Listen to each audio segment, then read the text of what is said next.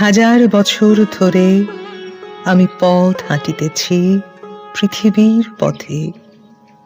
সিংহল সমুদ্র থেকে নিশীথের অন্ধকারে মালয় সাগরে অনেক ঘুরেছি আমি।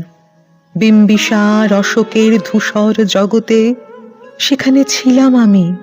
আরো দূর অন্ধকারে বিদর্ভ নগরে আমি ক্লান্ত প্রাণ এক।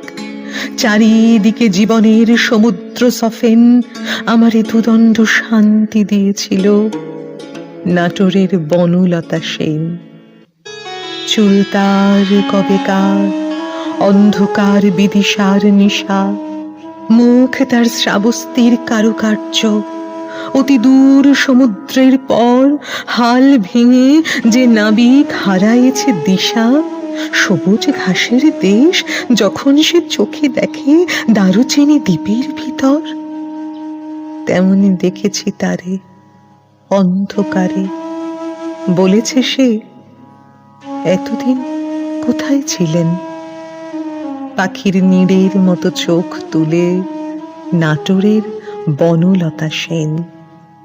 সমস্ত দিনের শেষে শিশিরের শব্দের মতন সন্ধ্যা আসে। ডানার রৌদ্রের গন্ধ মুছে ফেলে চিল। পৃথিবীর সব রং নিভে গেলে পাণ্ডুলিপি করে আয়োজন।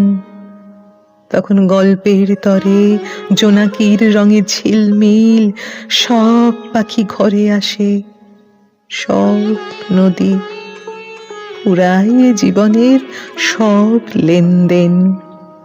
থাকে শুধু অন্ধকার, মুখোমুখি বসিবার বনলতা সেন।